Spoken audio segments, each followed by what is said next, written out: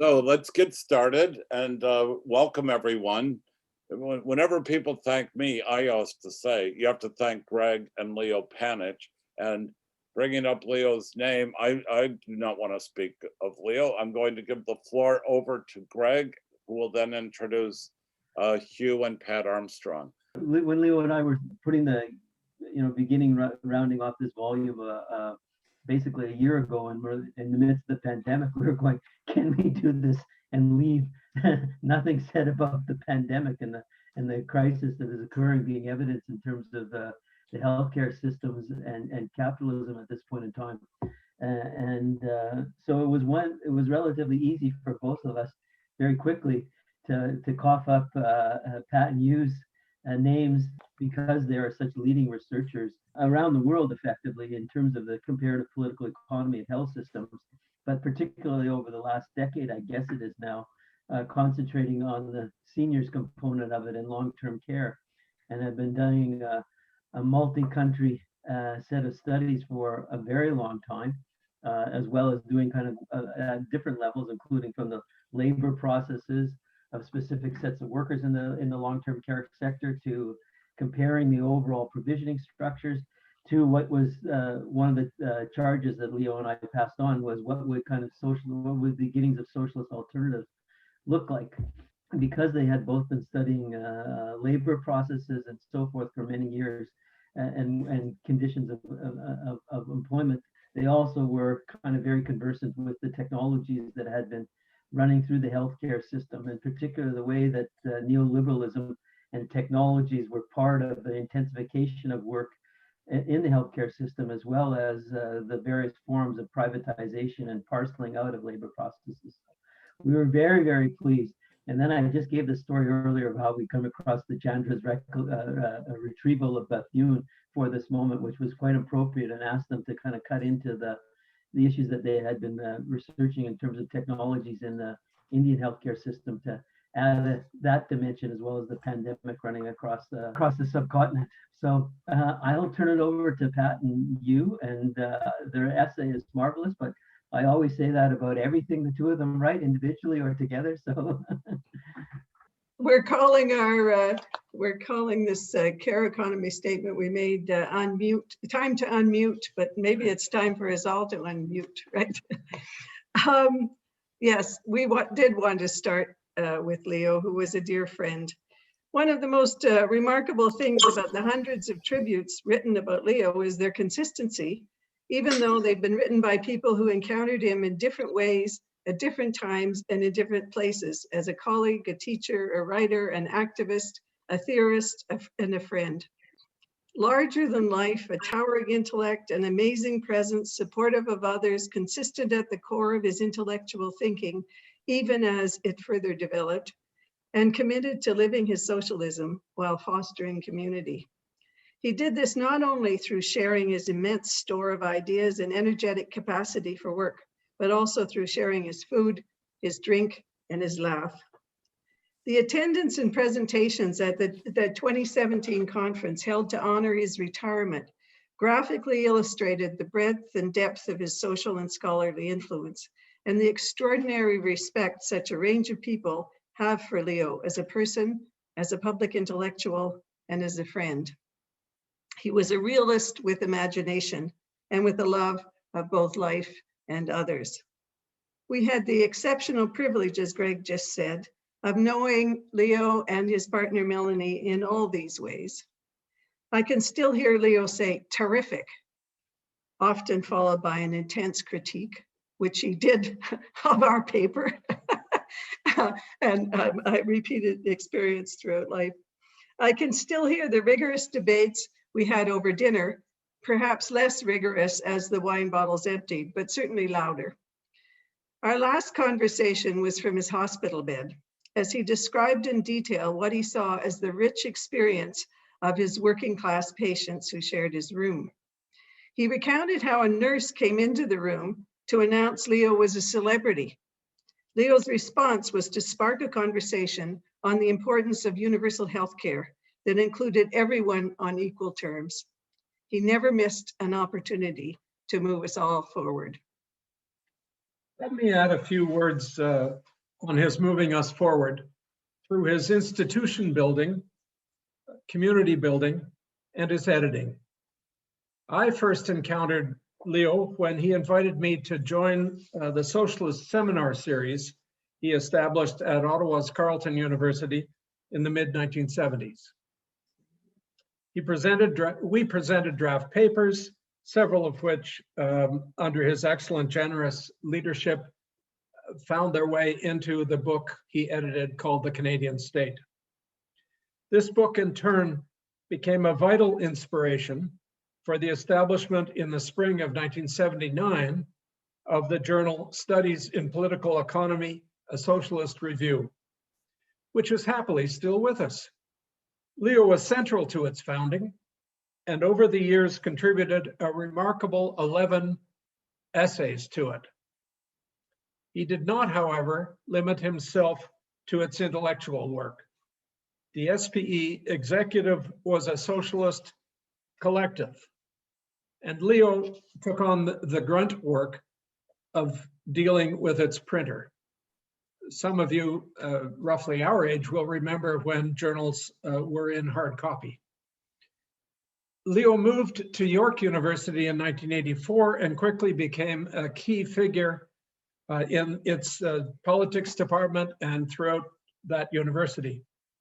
He also switched his collaborative editing focus to the Socialist Register.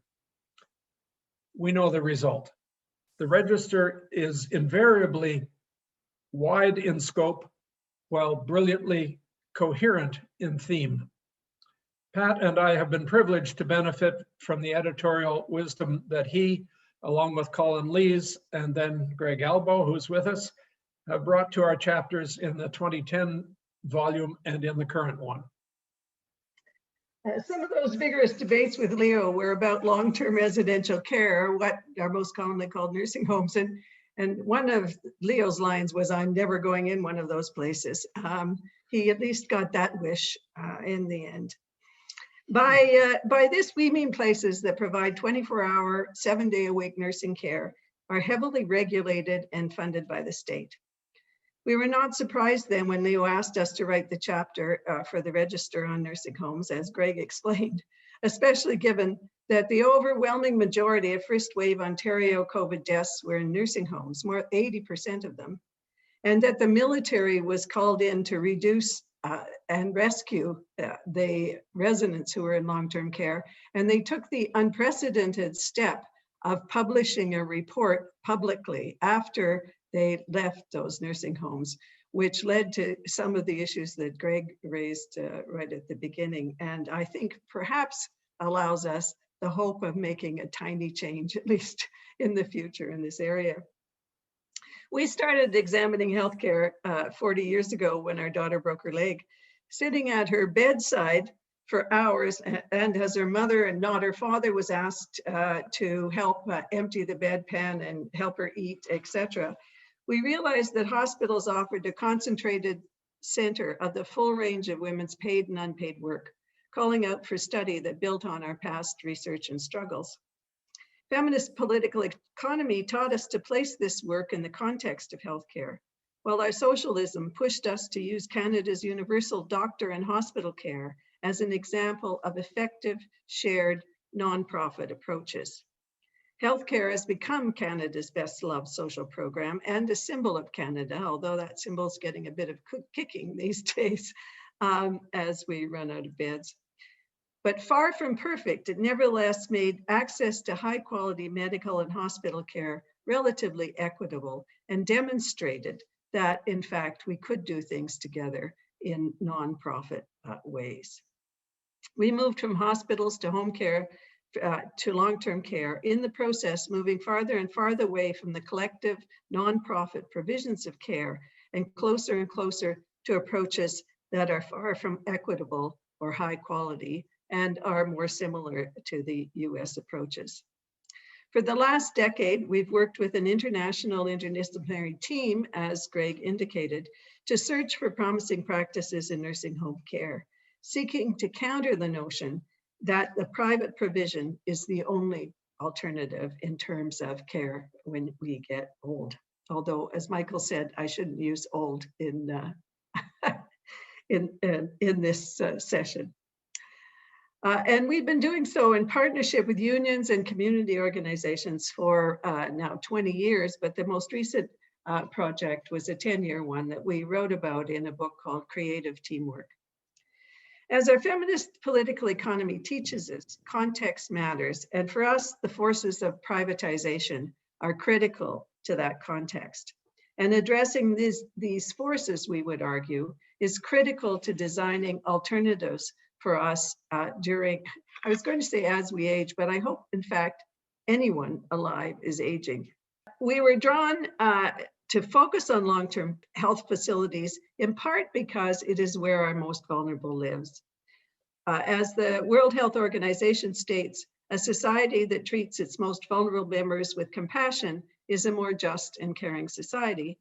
Those who live in and work in nursing homes are often among the most vulnerable. But long-term care then is a barometer of values and of practices. It's a signal of economic, culture, and social perspectives. It thus raises issues that go well beyond specific services and practices, issues such as the fundamental human and social rights, responsibilities of individuals, families, and governments, of work organization and skills, as Greg identified earlier, and of approaches to care. And of course, it raises fundamental issues about capitalism. We understand privatization as the move away not only from public delivery and public payment, but also from a commitment to shared responsibility, from democratic decision-making, and from the notion of operating on the logic of service to all in equitable ways. So what I want to do is unpack, as we do in the paper, the various forms of privatization, because I think that privatization is often too narrowly defined, and we have used it as a broader frame to think through how can we move forward and what are the alternatives. So first and most obviously is the privatization of ownership. In our province of Ontario, a right-wing government elected in the 70s carried out what we like to call an affirmative action program for corporations. They organized a public bidding process for state-funded care that favored corporations. Today, nearly 60% are for-profit, with most of those corporate-owned. The rest are almost equally divided between nonprofit forms and government forms. In our province, as a result of scandals in the 50s, the government passed legislation that required every municipality to have a government home for what was then called the aged, and those still exist in Canada, in Ontario. And the move to for-profit ownership is not limited to North America, as you well know. Even in Sweden, as our book that Greg talked about earlier that on privatization shows, it has been happening big time in Sweden as well, although not very much in Norway, and Norway's managed to reverse the for-profit ownership that was happening to a large extent. So, but privatization and profit is not limited to the overall ownership. Many services within nonprofit and state-owned homes, such as food and laundry, housekeeping, and security, are contracted out to for-profit firms. They blur the line between what is for-profit and what is not for-profit, and it's harder to demonstrate the problems with for-profit when you have blurred the lines in these ways. And of course, contracting out food and clothing and laundry and cleaning, housekeeping services also denies the notion of integrated care or that care is a relationship, or any of the other arguments that have been made by feminists for years about what care is, but also what we know about the determinants of health. And we've seen some of the consequences of that in the military reports, as well as in what's happening in terms of the spread of infections amongst homes. So it blurs the line significantly between profit and not.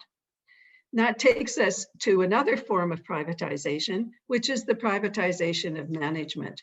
We've also seen the contracting out of management with two for-profit firms within the state-owned and the not-for-profit homes, further drawing the line, blurring the line. But even if we leave that aside, because of neoliberalism, as you all know, we have moved to managerial practices that purposely intend to copy the for-profit sector with heavy-duty consequences for the labor force and for care.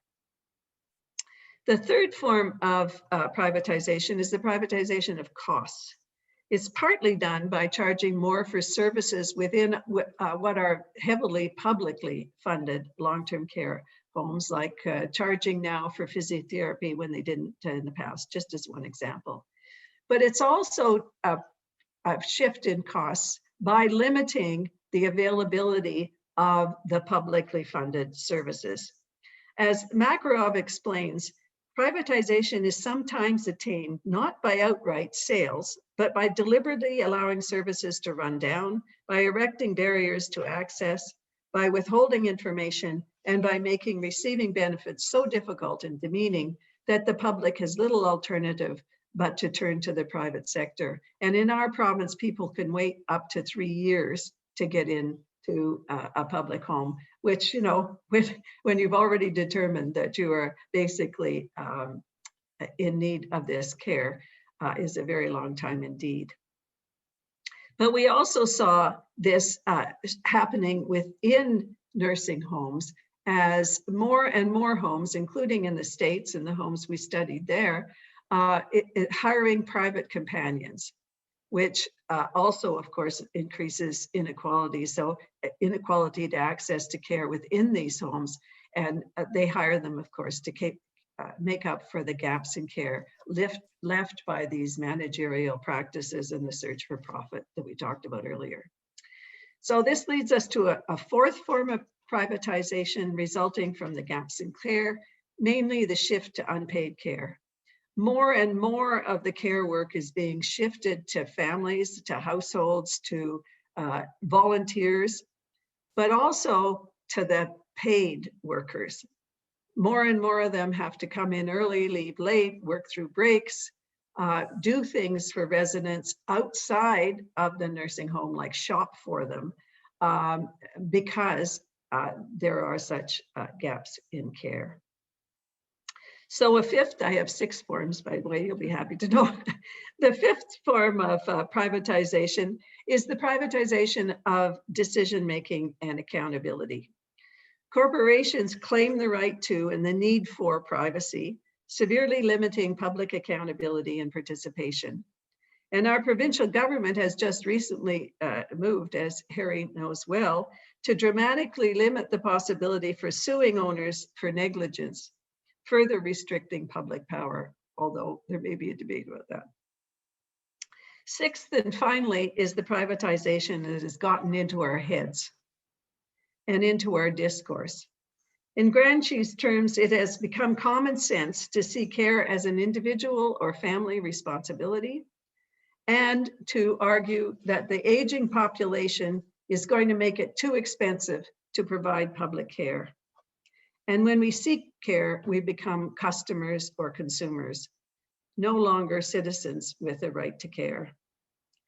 The various forms of privatization in long-term residential care have meant barely enough of everything. Barely enough pre-pandemic means not nearly enough during the pandemic, with disastrous consequences for all those who live in, work in, or visit in long-term residential care. And it's been true in your country as well as ours, as you know. The primary impact of privatizations and its consequences has been on women, given that most of those who live in nursing homes are women, and most of those who provide care are women, many of them racialized and or immigrant. Long before COVID, nursing homes scandals were linked to privatization. Our research shows that they were the most common in North America and the UK, and where for-profit ownership is high. And the most common responses in North America was more regulations of workers rather than regulation of structural factors such as working conditions and ownership. When we were doing the research in the States as part of this project, we were told that they were more, nursing homes were more regulated than the nuclear industry, but the result hasn't necessarily been better care. Accountability operates in one direction. Workers are held accountable rather than the state or employers for providing the conditions that allow quality care. And the regulations are most commonly enforced through digital technologies, supporting what Power calls the audit society. For us, technologies are about the way we do things around here. Our critiques of digital technologies grow out of our feminist understanding of care as a relationship, one that requires empathy, human contact, emotional connection, and a response to individuals based on acquired skills. We focus on 4 forms of information technology, all of which are employed in nursing homes. The most common are information technologies that involve data on 1, resources, 2, on how work should be done, 3, on how long employees should work and at what speed, and 4, on consequences or outcomes. For ease of discussion, we term these information technology forms as being administrative, prescriptive, workload, and outcomes data, respectively. They are presented as being science-based and objective, while hiding the critical assumptions, purposes, and values embedded within them. As Kathy O'Neill has put it so cleverly in entitling her book, Weapons of Math Destruction. What counts is what can be counted. And as Harry Braverman, among others, has so clearly explained, the managerial goal is to reduce the costs and the time, mainly through control over the workers. Think about the call bells that you find in hospitals and long-term care facilities. One of the recent developments has been to have somebody off-site calculate the time between when the call bell was rung and when somebody came to fix the problem. This is putting the control over the worker rather than letting the worker decide which is the most urgent thing to do. Especially in the nursing home case, what is understood as de-skilling also builds on the understanding, on the undervaluing rather, of women's work, women's care work. In this field, most of the paid and unpaid workers and those they serve are female. As Pat mentioned, many are racialized and are immigrant as well. Administrative data, such as the number of employees, the number of beds, and the length of stay, have long been collected. With a new emphasis now placed on managerial control and with increased computer capacity, these data have assumed greater significance. For example, it has become possible to pay hospitals or doctors or long-term care homes on the basis of particular diagnoses. In nursing homes, this has tended to mean assigning priority to medical care that treats particular body parts, as opposed to social care, which also considers whole residents with their social engagement, spiritual, emotional, and psychological elements, as well as medical needs. In the counting of health workers, an increasingly sharp distinction is often made between clinical and other workers in the industrial classification system in both the United States and Canada. The latter are sometimes dismissively labeled ancillary workers who provide hotel services, especially if their laundry, dietary, house cleaning, security, or record-keeping work is contracted out to for-profit firms. They may even be classified to be outside the healthcare industry. All this without regard for the need for teamwork and for the lessons from the social determinants of health within nursing homes. Another feature of the contemporary reliance on administrative data concerns wait times. Pat's already mentioned that potential residents can wait for up to 2 or 3 years to get into a home. The growth of wait times provides a rationale for the expansion of for-profit alternatives to publicly funded nursing homes and for the private purchase of care by individuals. An example of gender bias in counting in this regard is found in the assumption that men can be looked after at home by their usually younger wives, but men living alone can less often cope in the absence of wives or daughters. Substantial majorities of nursing home residents and the lengthy waits they experience before securing nursing home entry are only partly the result of women tending to live longer. Now to prescriptive data, which include the vast array of rules, protocols, care pathways, guidelines, and so on that have blossomed in the computer age and have been translated into policies and transmitted to practitioners. These so-called evidence-based approaches assume that it is possible and indeed desirable to determine with precision the right thing to do to the right person at the right time in the right place.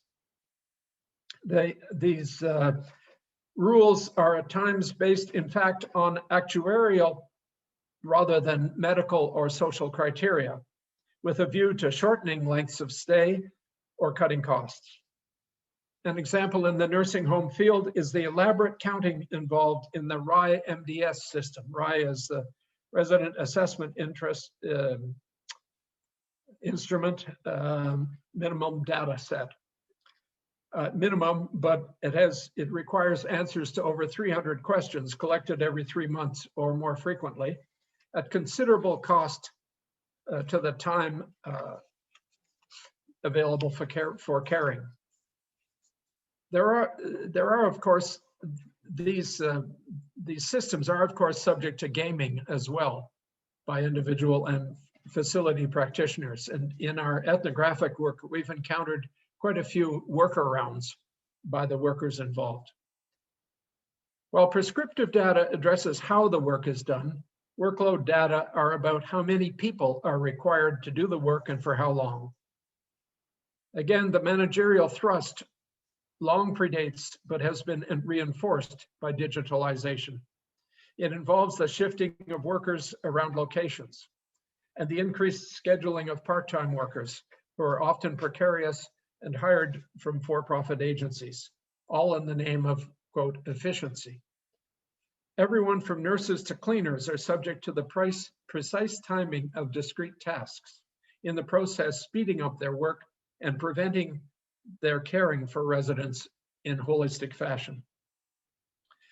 Finally, outcomes data are generated to count the results of the system, measured in terms of death, illness, and costs.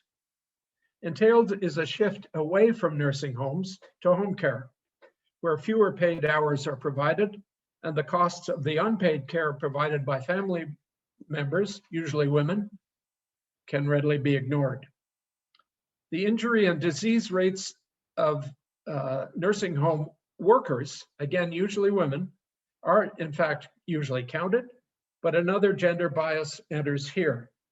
The workers' compensation regimes are much more focused on the sudden accidents resulting in injuries in fields such as construction and mining than in the soft tissue injuries that female workers acquire over time from moving residents in and out of bed. Well, and I would add that the violence is the most frequent cause of injury for healthcare workers in this sector. Violence from families as well as from residents themselves. But as we've been told again and again by these workers, they're told to suck it up, that it must be their fault because they haven't appropriately dealt with the hostility, or they didn't adequately understand dementia. Although we did a survey a number of years ago comparing workers in Canada with those in the Nordic countries. And the workers in Canada were 7 times as likely to say that they faced violence on a daily basis. And the chief difference between the two countries was not in the resident population, but was in the staffing levels and the conditions of work.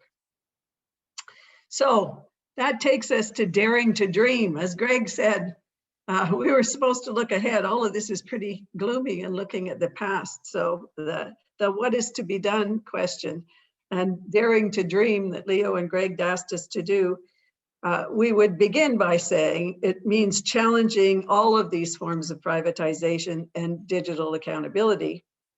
It means building shared responsibility from birth. And we would argue, which is why we call this paper Start Early and Stay Late, although various people have asked us what it meant, but we meant late as in late in years. And we would argue that we have to do so by beginning with 4 principles, and of course, all of this within the context of moving against those forms of privatization. So the first thing we would say is that there isn't a single perfect model. There isn't a single right way and no single endpoint. As Hugh was saying, we have not been looking for best practices. We've been looking for promising practices and ideas worth sharing, because best practices removes strategies from context. It doesn't allow us to think in terms of specific populations, specific histories, specific contestations that go on. And another thing, of course, we focused on a lot is handling the tensions that go on, which we think are inevitable but need to be addressed.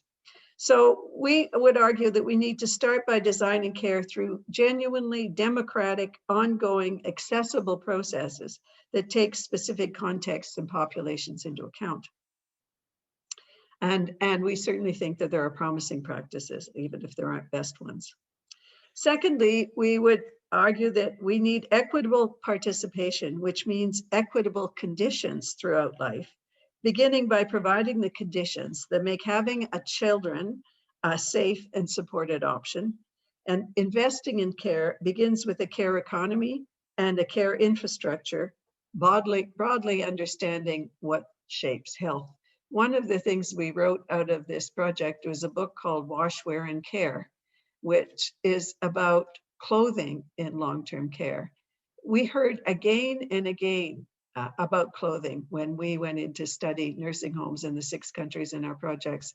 And clothing, we were told, is central to your sense of self, your dignity, your identity. And if you go into a nursing home and what they do is take your clothes away and say you can only have ones that are made of polyester so they can stand incredible heat and that are labeled, it's hard to feel like you have your own identity and self. So we have to think about all of these aspects by talking to the people who do the work and the people who provide the care more generally and the people who need care. So that's why we also say we have to start early. Thirdly, we have to plan for and create supportive communities, ones that take various forms and that adapt to various needs, that desegregate housing and services and are based on universal design principles so they can be adapted and adjusted as we age. These communities would include spaces for congregate living and shared care, based on a recognition that providing care is skilled work. And communities means, we would argue, you have to start by getting rid of the box stores and getting rid of all of those things that take us out of our 15 minutes as the movement in New York talks about. And fourth, our fourth principle, that such a plan should support integration across ages as well as across communities. What we have heard so often is, I don't want to just see old people. I want to be in places where there are young people and where there are young people doing things around us. One of the places we were in was in Sweden, where they had part of the building rented out to students, especially arts students, students in the plastic and other creative arts. And they got cheap rent in return for spending some time with the residents of long-term care. Worked very well for both sides. That kind of thinking is what we need. It's not possible under capitalism, because capitalism and its commodification requires of us that we think only about the bottom line. That Swedish home was not thinking about the bottom line. It was thinking about how can you live a better life, whether you're a university student, a college student, or you're an elderly person in need of some care.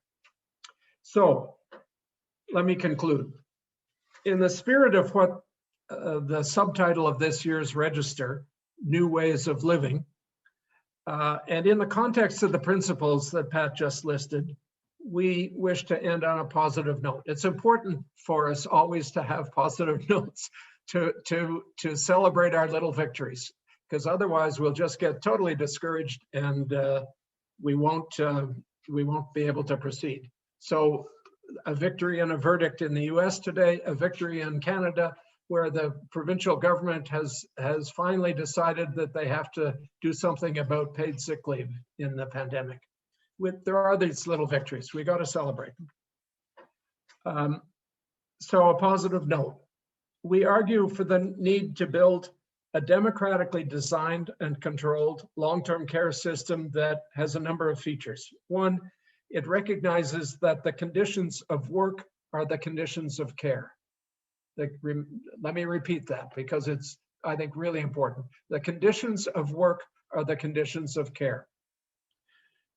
Second, it recognizes, as Pat has been saying, and as she has written extensively about, we're talking about skilled work, usually performed by women. Three, it has to include the entire range of services within the system, not just what the registered nurses do and what the doctors do when they come on their brief visits, but also what the personal support workers do. They might be called care aides or orderlies or something else in other jurisdictions. They are really crucial because they are the ones who spend the most time with the residents, know them best. Fourth, recognizes and builds on the benefits of congregate living.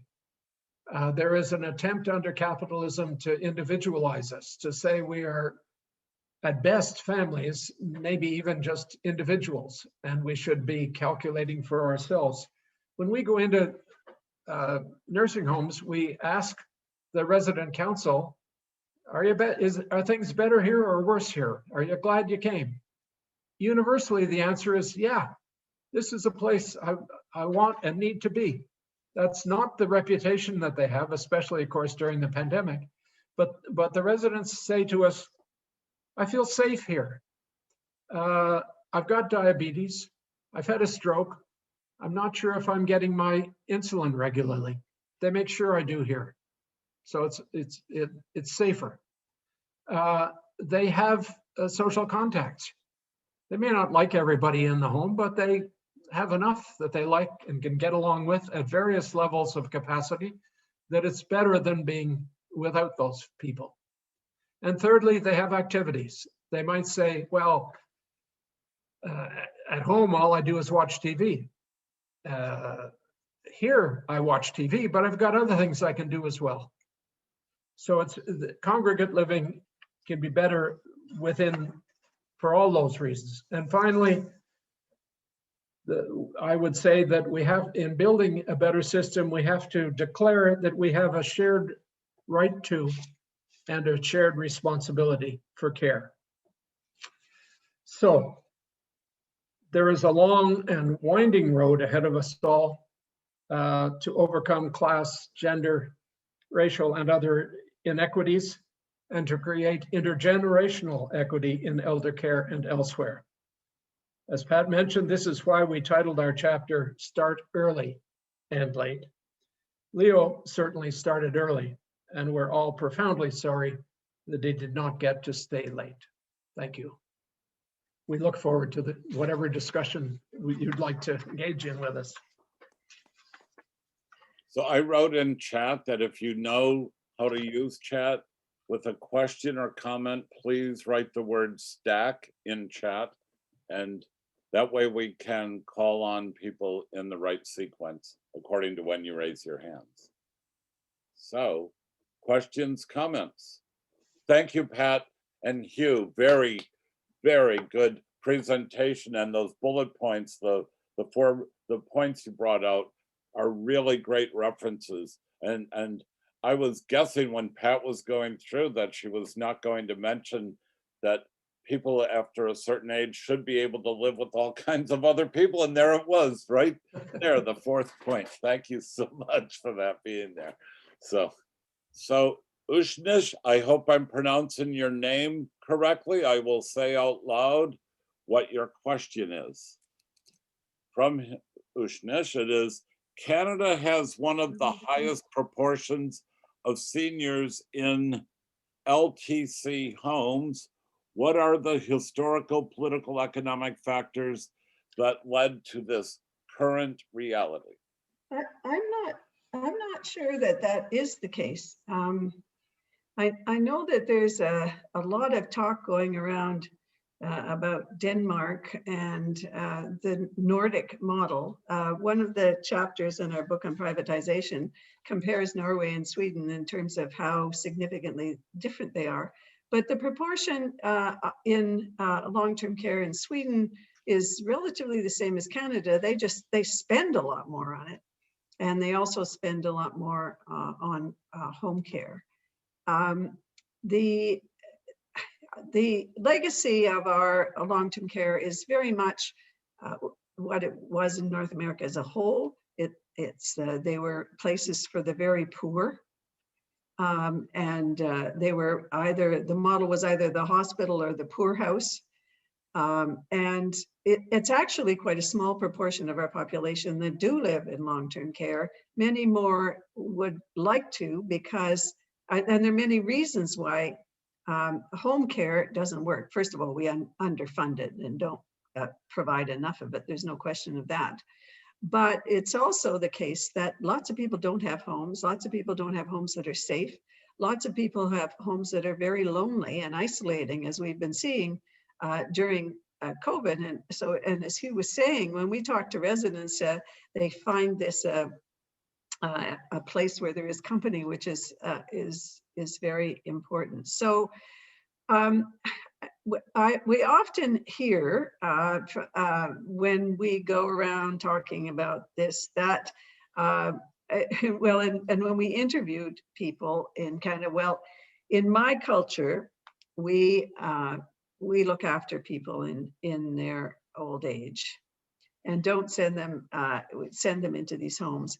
And in fact, our former president of the university, when we got this research grant, said to me, well, in my home country, we don't have those homes because we all look after all of our older people. But then a member of our research team actually did his thesis on long-term care homes in our president's country. So in terms of cultural care and culturally, the notion that different cultures look after their homes differently, and I'm not saying that this is necessarily where you're coming from. If you look at homes in Toronto, we have Greek homes, Italian homes, Jewish home. The biggest home in Toronto is the Jewish home that has the largest kosher kitchen in North America. It's a very large complex. We have Ukrainian homes, we have Chinese homes, we have Japanese homes, and in one of the homes we studied all of Toronto, the 10 homes that the city of Toronto owns. And in one of them, which is a huge tower, there are alternate floors of Japanese, Italian, Portuguese, Korean.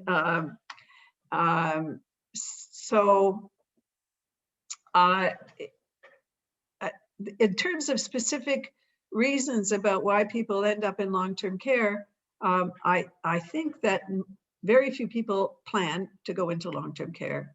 They end up because they don't have other options. That doesn't necessarily mean they're unhappy when they get there. And that lack of options can happen to anybody. And we would argue we need more care homes. We need to do them better, but we also need more home care. Let me just add a couple of things to this. One of them is a distinction between Canada and the United States. Medicare, available to seniors in the United States, is not something you can use to get into long-term care beyond 90 days. It's assumed that it's a place for rehab, not a place for the rest of your life. So what we found, again, to go back to the gaming I talked about earlier, what some long-term care homes do is to, at the end of the 90 days, come up with a reason why the individual has to go to the hospital, and they've got an arrangement with a hospital. Then the person spends 3-4 days a week maybe in the hospital. Then they can go back to the long-term care facility for another 90 days. It's a bizarre system, but it, of course, has great influence on how you count. At least that's what we were told in the nursing homes we were in. Well, we know about the policy, the 90-day policy from documentation, and we were told in a couple of homes we were in, especially in one of them, that that's how they operate. A second thing I'll say is that when we get into international comparisons, whether it's with European countries or the United States for us in Canada, or even provinces within Canada, we find different definitions of things. Alberta doesn't have long-term care homes. They lump them together with a whole lot of other kinds of home. So it's Statistics Canada, our government funding statistical agency, is trying now to sort that out. They've just announced a new survey they're going to start conducting, but nursing homes have been understudied, under-resourced in all sorts of ways, including statistical ways. So I'm skeptical, even within the OECD world, of claims that we have many more people in long-term care than do other countries. One of the things we should have explained perhaps is that Martha McDonald who's an economist, Canadian economist who was in our project, looked at financial issues across Canada in terms of access to what we are calling nursing homes for this purpose. And every province has them, whatever they're called, that provide this kind of 24-hour care that's heavily subsidized. But in all provinces, there are very controlled fees in these places. And that when Martha looked at the 13 jurisdictions in Canada, what she found that, well, they all sort of calculated how you pay it, et cetera, differently, that all of them had systems that sufficiently subsidized that income did not prevent anyone from going into long-term care in Canada, into these homes. That's why we were talking about the other form of privatization is you just don't provide enough of them, right? That's the way you deny care. Now, the inequality comes in not in terms of who can pay and who can't, because as I said, the fees are carefully controlled, but in terms of who can afford the alternatives that Hugh was talking about. So the so-called retirement homes in this province, for instance, provide an extreme amount of nursing care, and you would be hard pressed to tell some of those places from a nursing home that is public, but you can pay $120,000 a year to be in these places. So unlike the heavily publicly funded ones. We have two other people now. Carol and David will take each of your questions. So Carol, you're first, and then David. Thank you. This is a really very moving presentation, and your comment that the conditions of work are the conditions of care. This, you know, I was thinking about all of the digitalization of the workplace and the amount of surveillance on people actually trying to provide this care. It's really terrifying. For people who are in that situation, who are working there, what control, what options do they have to change those conditions of their work, and what can ordinary people outside of that system do to help change it? And just one comment, we have these long-term care facilities here, and there's a lot of them where I live in San Diego that they supposedly have a menu of that you can go in and you can just live and, you know, have your own kitchen, or you can get graduated levels of care. But they've been found to have really substandard, like if you, even for Alzheimer's or for other issues, that they really don't provide adequate medical care. So that's just a comment.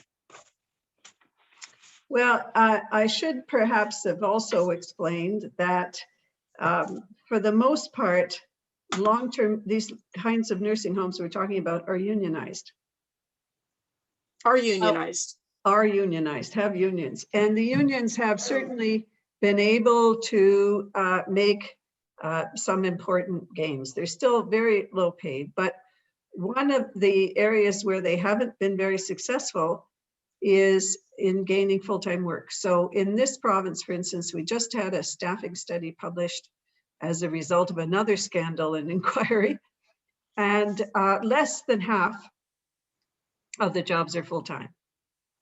And this became particularly evident during the pandemic when the various governments decided that the people holding multiple jobs were transferring COVID with them.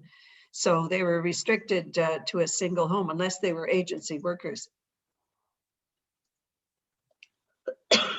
So they have some protections. I'll have to let Hugh finish it because I get a glass of water. Yeah, I think that in the States, they're largely not unionized, unfortunately.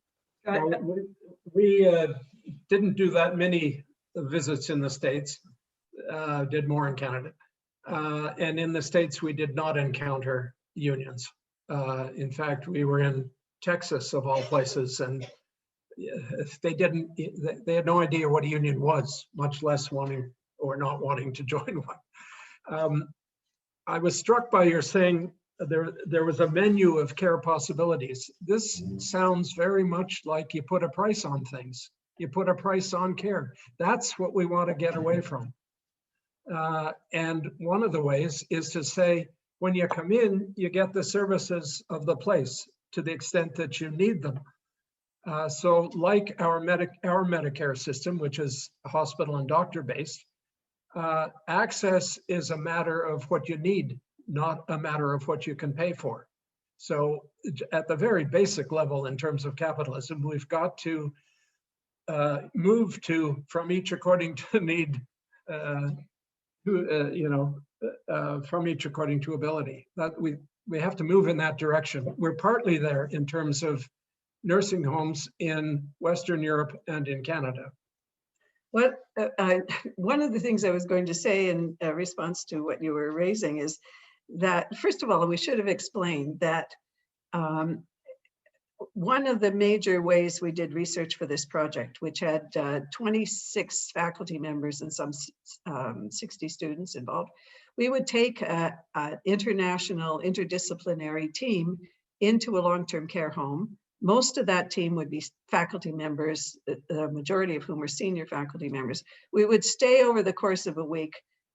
We would work in teams and in shifts, starting from before 7 in the morning and staying till after midnight, interview and observe. So we got to see a lot of the complexities, and we did at least 2 homes this way in each of the 6 countries. We did a lot more in Canada. But one home we were in Texas, and we were in 8 to pick out the 2 that we were going to spend a long time in. But I was invited to go to a management meeting, and they had one of those boards, you know, you shut the doors and you open the doors. And And they had lists of residents, and they were all color coded. And I asked what the color coding was, and they said, "Oh, well, that's payment system. Whether they were Medicare, Medicaid, insurance, or private pay." And the whole meeting was about where they were on their trajectory in terms of payment.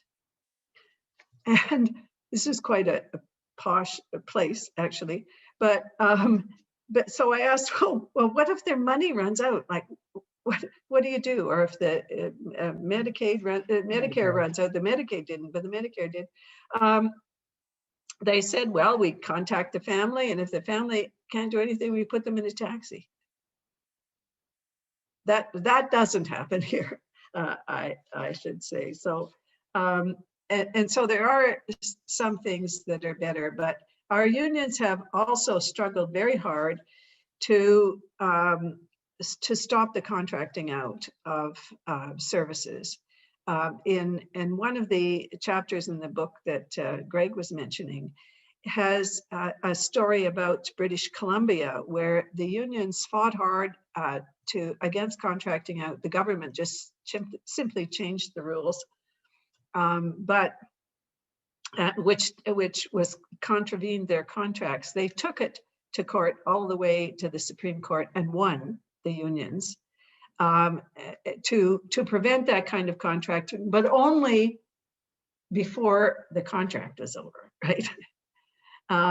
So there has been some success in those terms, but it's still a very low paid sector, and the predominance of part-time works means that even if you win some benefits for people under those conditions, they're all prorated benefits, right? I mean, then they're prorated hours, and they're prorated, and if you look at the data, again, to use Ontario as an example, that it's clear that the for-profits pay less and have a higher proportion of part-time, and hire more casual or contract workers who don't have any protections, right? Let me mention one other thing that has to do with surveillance. The RIE MDS system, which was initiated in the United States and has traveled to Canada and to several other countries, has some good features. It does help the facility keep track of how many falls there are, how many pressure ulcers there are, so on. But it is also very burdensome for the workers. So what do? They look up the results from 3 months ago and check the same boxes. So the company says to the manager in the facility, you're not allowed, you don't let the workers look at the results from 3 months ago. What then happens, or what also happens, I should say, is that the workers lie. They make up stuff because they got to get these damn reports out of the way. I was at a meeting of YMDS managers, and one of them was stating with some pride that they were close to getting the inaccuracy rate down to 10%. In other words, for most homes, the RIE MDS data, all 300 plus questions, have an inaccuracy rate of over 10%. So you can't trust them, but they are sure used by managers, by government, by researchers. The other technologies that there are other kinds of technologies like robots being used in long-term care, especially in Japan. I have nightmares thinking I'm going to get a robot putting my diaper on my head, but they also use these robotic animals and stuff that's supposed to be your comfort, that they've tested out by doing a study. And it reminds me of the famous Hawthorne experiments, you know, where they have the bank wiring rooms, and no matter what they did, it made a difference in terms of productivity and satisfaction. And so there was a suggestion that maybe the reason was that they were being studied. And I think that the reason that they found satisfaction in studying these robots is that you have a whole lot of people with you studying them. So, you're the center of the attention and you have company. But there's another way in which the technologies are there. For example, the diapers, the adult incontinence products that have a thin blue line on them. I don't know if you've ever seen these. And the what the company that produces them say, and what the managers who use them say, was that when the urine has soaked up to the blue line and changed its color, that is the indicator when you have had maximum use out of that diaper and it needs to be changed. And that, of course, this completely undermines the worker using their knowledge, as well as the resident saying, this diaper feels terrible, get rid of it. And to go back to what Hugh said about the resistance and workaround, we found workers who hid these diapers all over the place so that they could change when they thought people needed to be changed rather than not. So there's all kinds of ways. There are other forms of non-digital technologies being used to control the worker. And to resist that control. Thank you. David, you never got a chance to ask your question. You are next. Okay. Well, I wanted to first, I can just confirm what you said about Medicare in the U.S. because, yeah, it only covers for 90 days or whatever it is, and then you're cut off. I know the Medicare for All campaign, one of the provisions of those proposals is to include long-term care and dental care also, neither of which are covered by US Medicare. But of course, the chances of that going through now with the Biden administration has settled on fiddling around with the Affordable Care Act and is opposed to Medicare for All. So chances of either of those things getting into Medicare seem very slim. And the insurance companies, of course, in the US, insurance companies sell long-term care insurance. So I don't know what the market for that is. I've heard that even if you buy the insurance, trying to collect on it can be very difficult. But in any case, it's totally a commodity. My question was, and pardon me because I came in late if I missed this, how does this work in countries like Holland or Switzerland or maybe France, where they have a slightly different kind of universal health care than you have in Canada? But I mean, it is a universal payer system, but I think people are supposed to buy their own, people are supposed to pick their own insurance from a variety of nonprofit insurance providers. Is long-term care included in those countries in the medical insurance, or is it a totally separate thing like it would be in the United States? It's part of the whole thing in Norway and Sweden. The closest that we know about to Holland and France in different ways is Germany, where there is an insurance scheme that covers health in its entirety, including long-term care. And everyone is required to join up, usually by broad occupational category. But it also includes the self-employed, the farmers, and so on. They all belong. And if long-term care is appropriate for them, the money for it is paid out of whatever insurance fund, sickness fund, they call it, in Germany. So it's a different way than we have. We just use, in the main, general taxation, whether federal or provincial, and pay for the facilities. And they sometimes call it insurance because of the bizarre origins of our system, but it's not really an insurance scheme. It's not It's not experience rated. It's not tested for income level. The United States stands out, as I'm sure you know, with to a certain extent Switzerland rather, as the ones that have the most private payment.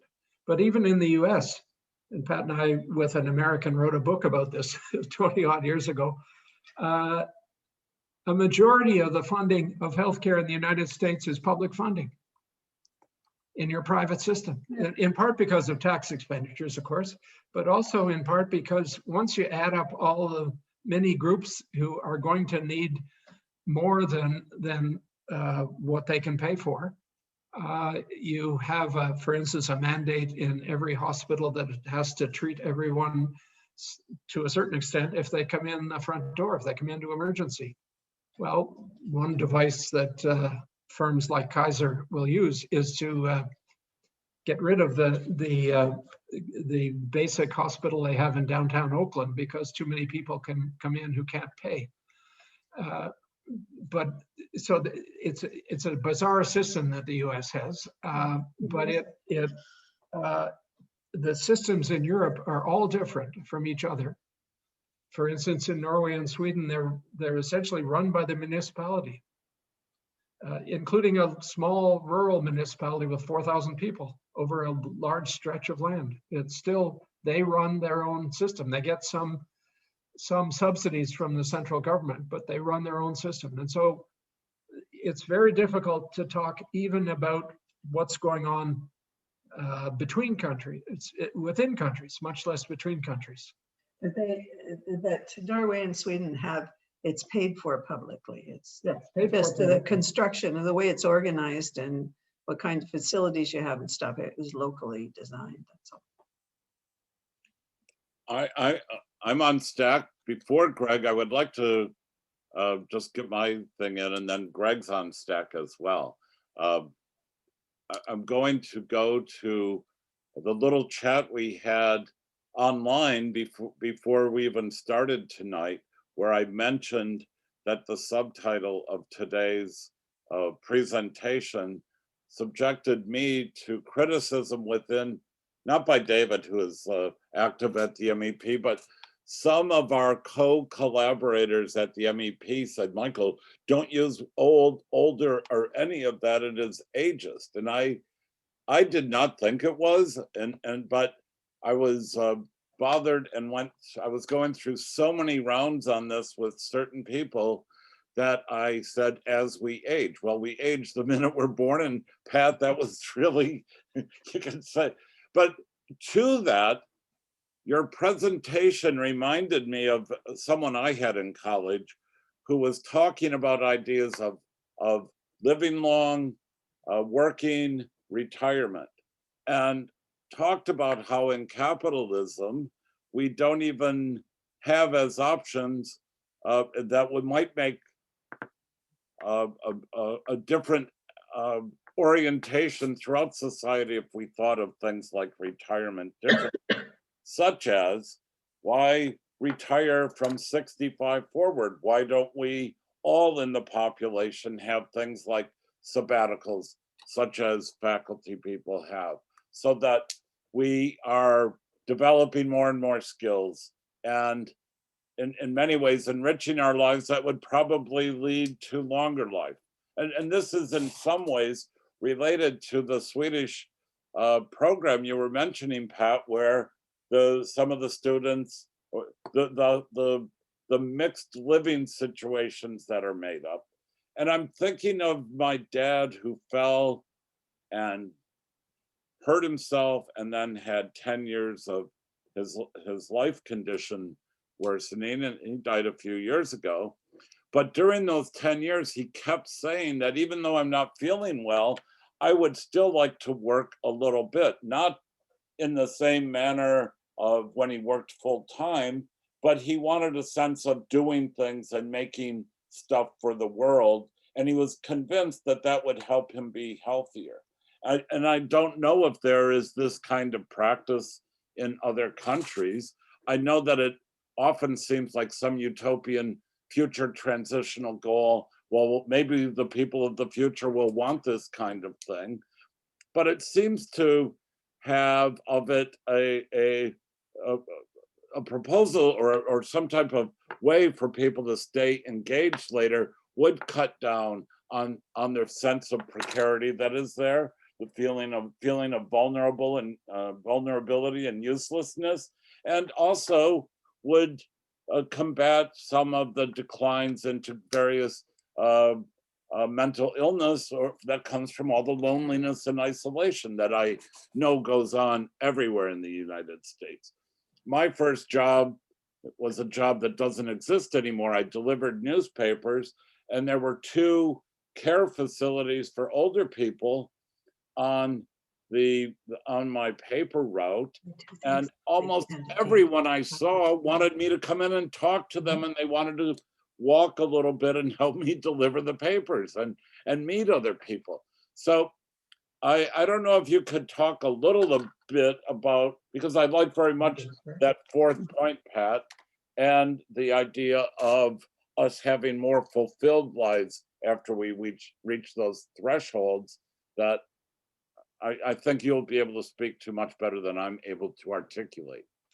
Well, first on the language thing, you know, it's just like queer has been reappropriated, old can be reappropriated too, and that is, it is happening in some places. And I mean, it's hard to find the right language, as we know, in all of these areas. Like elder is a term that is that some indigenous people argue that is wrong, and to say as we age, well, it simply seems to me silly, because we all do that. And as a friend of mine said, she was talking about aging in place, that she has this picture of someone sitting there aging, you know, so what is the right word? Older people is, you know, it's hard. And of course we should be conscious of language. But to go to your question about what gives our lives meaning, it's something that we've been looking at in a more recent project that we're calling Changing Places, actually, which is about the move into long-term care. And we have long been interested in this as a question, once you go into long-term care. I mean, you're raising a bigger question about before you go in, and what kinds of meaningful activities. And of course, there's a huge argument about compulsory retirement. When in Canada, there was first a big fight against compulsory retirement that was actually led by 3 professors from our university, who then came into my office and said, boy, I can't retire till we settle this case, and I really want to retire. But that it's one thing if you're a professor and you want to stay longer. It's another thing if you are working in a factory, right, and want to retire. So but that doesn't mean that the people who work in factories can't have a meaningful engagement in a whole range of things after, there can be life after the factory. But the question we were interested in is, can there be life in the long-term care home? And some of the things they get people to do are, we find extraordinary, like folding towels that they then shake out and give them back to them to fold again. But we've also seen quite meaningful activity within long-term care. And Hugh will tell you about the experience in Germany. The first morning I walked in to a unit in Germany. It was a unit for people with mild to moderate dementia. First thing I see is a resident in her 80s, probably in her 80s, wielding a sharp knife. You wonder, is this safe for people with dementia? Well, it turns out it is. She was cutting vegetables for dinner for the whole group. In fact, she also asked the others, there were 8 or 10 of them around, should the slices be thick or thin? She got answers from some of them and acted on them. Other people set the table, other people cleaned up after, filled the dishwasher. One of the real advantages of that kind of place is that you have a kitchen in every unit for 8, 10, 12 people. They smell the odors, the aromas of the food. They help prepare it. They help clean up after. They sweep the floor. You know, in other words, they're engaged in meaningful activity. And one of the side effects of that in this German home I was in, is that there are no locked doors. Remember, this is a dementia unit. No locked doors. People don't leave. Why don't they leave? Because they're home. And it really is their home. It's a congregate home, but it's their home. And we know from the research on dementia, which is being intensified as dementia sweeps through elderly populations. We know that the more meaningful activity in which you can engage, the slower will be the decline with dementia. And in fact, there might even be improvement. Some research around music in particular is based on different parts of your brain make use of music, and you can help people grow. The Alzheimer's Society in the States did a video on this that I've seen, which is remarkable. Another study we're involved in is called SALTI, which stands for Seniors Adding Life to Years. This is as opposed to adding years to life. The idea is what you want is to make life as good as it can be for as many years as it can be, but mainly you want it to be a good life. So if you start thinking in that way, you think about what can be done to make life more meaningful. The same holds before you get to a long-term care facility, but it certainly in our direct research experience applies within. I would add that in a large veterans home in Canada, we studied, and the reason I mentioned it was a veterans home in part is that they get more money because it gets extra subsidies for a veterans home. One of the things they had was a pub, and the veterans who were there would get dressed in the afternoon and they'd go to the pub. And, you know, they'd sit around, they have a drink, they play cards. And these were people who often had dementia but actually doing the things that they like that they were used to doing. And it was a real bar, you know, it had different alcohol behind it and stuff, but they also had a major woodworking shop. And they made a lot of things there, including stuff they sold, toys and decorations for Christmas and things like that. And that was meaningful, right? It wasn't, it had a product that could be proud of. But part of what happens in long-term care is, and this has a lot to do with insurance companies and has a lot to do with the way we measure quality and outcomes, is that when they go for safety over risk. It's why you don't get to have a drink of alcohol in most Canadian places. It's why you don't get to wield the knife in most Canadian places. It's why you'd never get to, in most of them, do the woodworking because it's considered too risky. But as we have been arguing, life without risk is boring. You know, if you could never take on any of these things, including one of the things that happens is that, and we heard this over and over again, my mother walked into this home and they put her in a wheelchair because of one of the big indicators in a RIMDS is falls. How do you prevent people from falls? You put them in a wheelchair. And then, of course, pretty soon they can't walk. And the insurance companies have a lot to do with this, as well as the whole technologies, the digital technologies. Although we do have a story about how in the German homes, they would light candles when someone died, and it was a way of indicating a death and a memorial. And we would never allow this in a Canadian home. Forget it. A live candle would be impossible to contemplate. And when they were asked how they ever got around the insurance company, they said, "Oh, we just got insured by the Catholic Church."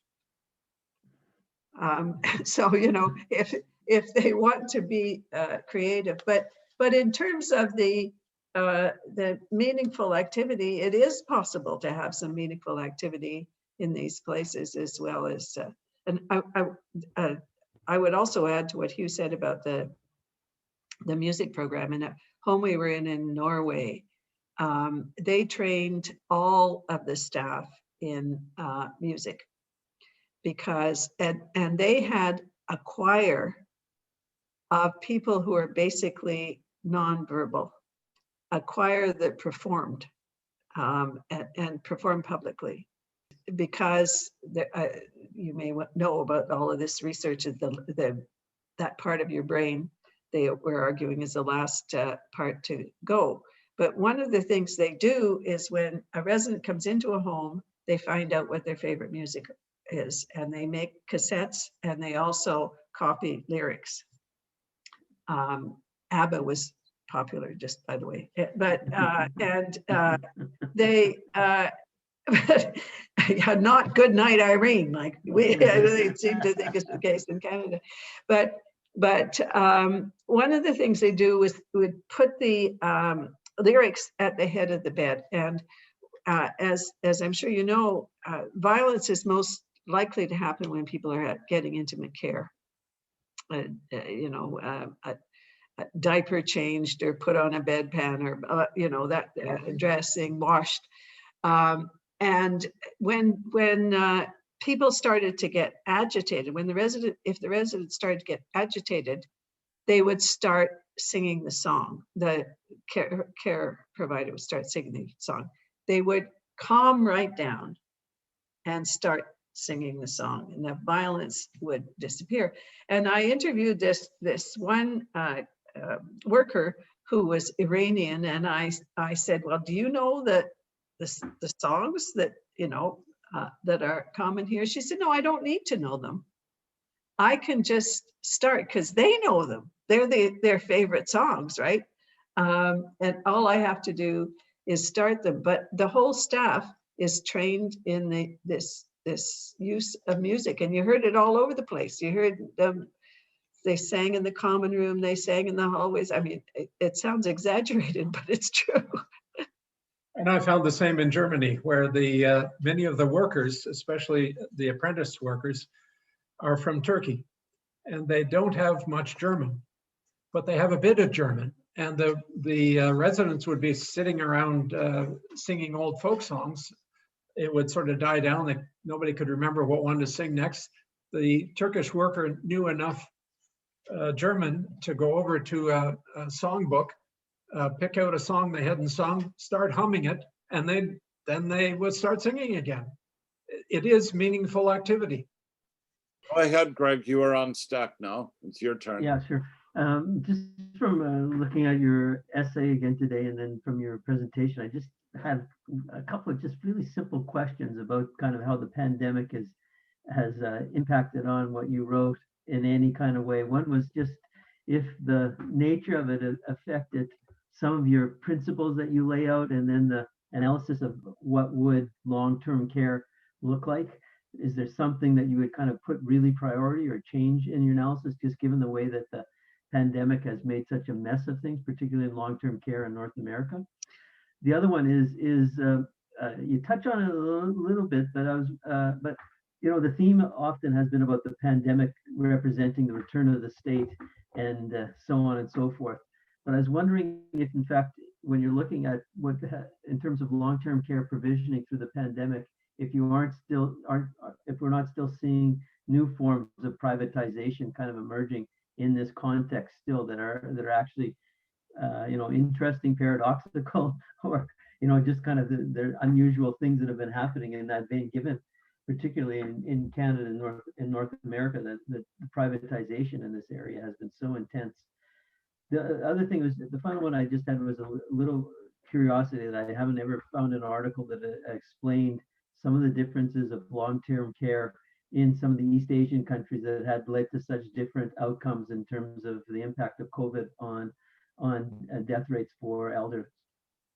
Well, to go back to the very first question we were asked about the proportion in Canada, well, first of all, we don't know very much about what happens in Asian countries, but from the official data I've raised, the proportion of people in long-term care is much significantly smaller. I think the pandemic, in terms of, did it change my thinking? Actually, not very much. What it did was really expose and make stronger all of the patterns we've seen before, all of the stuff we were talking about earlier about the conditions of work were just made worse, and they were exposed, and the state was forced to respond primarily in terms of trying to prevent infections. Back to the safety thing, right? Most of the actions that states took, that as far as I know, in most countries, were related to safety, prevent infections, focus on infections. And some places, I mean, we were particularly bad, and we were the provinces that were particularly bad were the ones with the highest number of for-profits. And one of the things that it did was really, especially with the help of the Toronto Star newspaper, the importance of profit as a factor exposed and has become part of the popular discussion. So today, when our finance minister, and we had a federal budget come down yesterday, finance minister was asked explicitly about whether she would support for-profit care. And she said, hedged her bets a bit, but she said, my bias is in the favor of nonprofit care. But the very fact that that question's being asked, I think, is really important and quite new in Canada, because of what it's exposed. Because the majority of homes in Canada did not have COVID deaths. You wouldn't know that from the information you get publicly. And the majority of deaths were in for-profit homes, disproportionately in for-profit homes, and people know that. Will it make any difference coming out of this? What's happened right now is we vaccinated virtually all of the residents in long-term care in Canada, and that has virtually wiped out the death rate from COVID. It hasn't addressed any of the other issues, but it's removed the issue from the front page. So is that going to mean we will go back to things as usual? And certainly I'm very afraid in this province that it's already the case that the government is giving licenses for publicly funded long-term care beds to for-profit corporations as we speak. You know, it's been expanding them and doing that. So I'm not sure that we're going to be, how successful we are going to be on that. I will say I was on a panel the other day with a number of people from unions, and I was saying this, that I was really afraid that things would go back to the way they were. And they said, no, they won't, because the workers are going to leave. That they've just been, they're hanging in there right now because they really feel an incredible responsibility to provide this care now. But when the pandemic is over, they're not going to do this anymore unless it really changes. So I don't know if that answers your question, but I mean, the other thing, to go back to what we were saying about safety and risk, one of the things they did here and elsewhere was say the residents couldn't go out and families couldn't come in. And with, there was there weren't enough staff either. So the health of these people really deteriorated, demonstrating both the lack of staff, but also the importance of families providing unpaid care, as well as the importance of, as Hugh was saying, the non-medical aspects of the care. and they went in favor of total safety question, and in the process, I think they killed people from loneliness and lack of care. I'll add a couple of points here. One is that the fight's not over. It will be continuing. Certainly the right wants to get back into the game, wants to have new digital devices to monitor people in home care and in long-term care, and thinks that that's the solution. We, of course, think otherwise. In this, we are joined by two interesting groups of people. One of them is families, as Pat just mentioned, the families and close friends who've been kept out of long-term care for over a year, often during which time the resident died alone. And at best, they could view them on a tablet that the resident might have tried to kiss the screen of, because that's as close as she could get to her family. Or because she didn't understand Or the technology. because she didn't understand. Yeah. So anyway, the families have been mobilized, activated by the pandemic. There were family councils and they were active before, but there's a great deal more energy now from that source, which I take to be a good thing.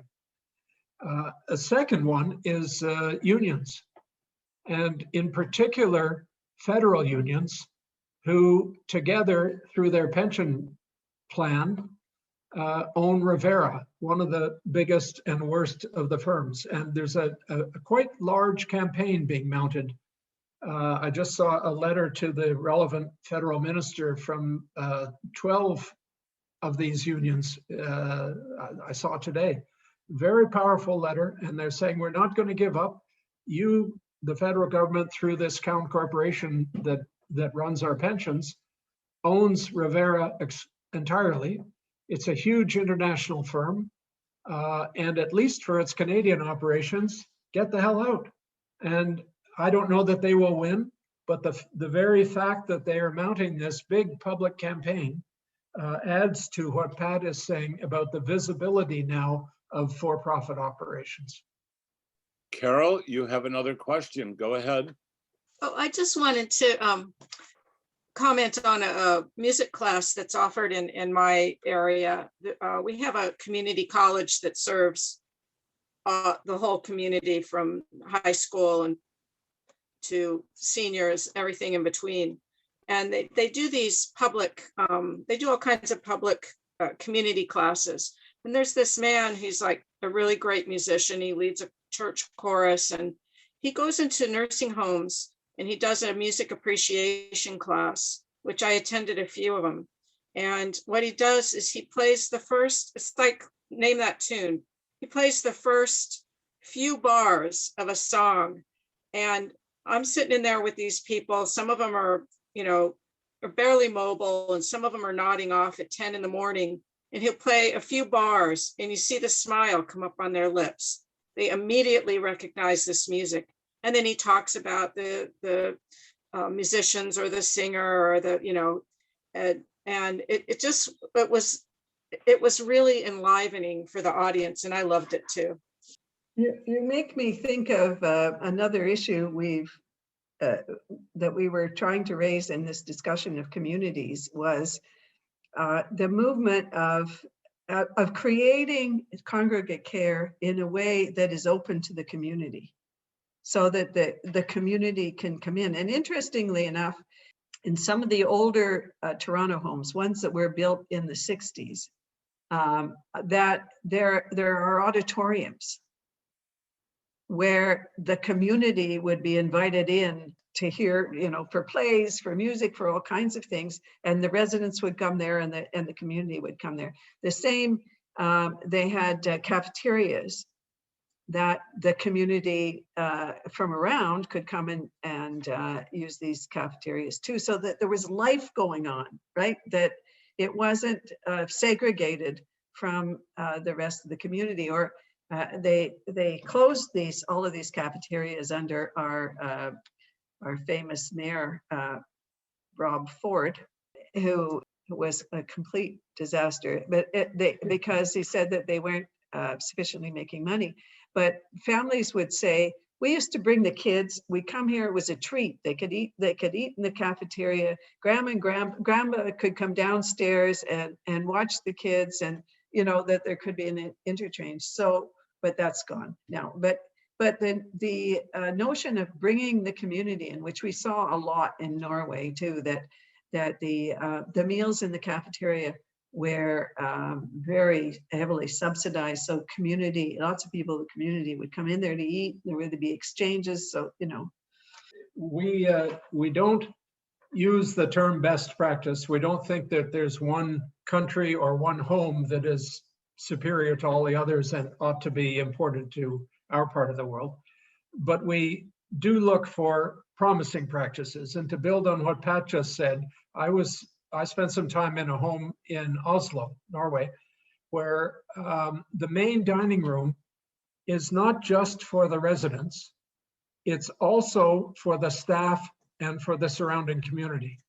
And if you are a resident in the surrounding community, you're always welcome to come in and have a relatively cheap meal, and in fact, sit with the resident, especially if you know the resident. Maybe you were neighbors and now the nursing home resident lives in the home, but you're still good friends. And so it's important to have that kind of contact between the nursing home and the broader community in which it's located. What we don't want, and privatization is a threat here, what we don't want is to have the nursing homes put out to pasture in cheap land, and then the private equity company buys the former location and puts up condos and makes a pile of money before they leave. What we don't want is the elderly residents to be watching the grass grow. That's no way to live. And back to Michael's point. Yeah. We've heard that over and over again, that we don't want to watch the grass grow, but also those places, workers have a harder time getting there, families have a harder time getting where you're isolated from the community. But it's happening when they come in and buy up these older homes that are in prime real estate. I have a quick last question for you, and it's not the last question. It's my last question. There may be other questions. With all your research, here we are in the United States, where there is a tremendous prison population. And many of those in prison will be there for the remainder of their lives. In fact, a friend of mine just went to prison, Alderson Prison, for anti-military activity. She's 64 and has an 8-year sentence and doesn't know how long she will be there. Have you done research on those who, not. No. Because here in the US, so many people are in prison. It is I didn't know if there was any research in this area for quality of. There's also, I was invited to a meeting about Indigenous long-term care. And it's interesting this question came up because, of course, Indigenous people are disproportionately sent to prison in Canada. And one of the issues that came up in this was the discussion about if you'd been in prison for a long time, so you were leaving prison when you were older, is there space and place for you in your community? And there was a big debate about this, about whether you could go back to your community and whether they could accommodate you, could deal with you, could provide you with that kind of support. So there's another whole question. One of the questions is, how do you look after people in the prison? Because there's certainly been stories written, research written on the fact that this is becoming a major issue of talk about aging in place. But there's also this question about when you come out, where do you go was an important question, I think. I want to thank both of you. This was a great presentation. And I bet you say that to all the couples. we have Greg, are the Chandras a couple? Are they siblings? First. This was a great, I am so glad to meet people who are getting old so well together. How sad. 52 years of marriage and counting. Not that we count much. Two of Canada's greatest feminist sociologists around are Pat and you. A decade. A decade. Thank you all for being here. It was good discussion. I'm so happy to have met you and to meet a great friends of Leo was such a fitting part of today. And thank you so much. Maybe you'd like to come on Sunday. I will send links to everyone who was here. Please do. It's such the continuation from today's discussion to Sundays is going to be very, there will be a lot of cross-hatching, so to speak. Well, good night, everybody. And Good night. Thank you. all Thank you. This was so very, interesting. Thank you. very. Thank you. Bye, you guys.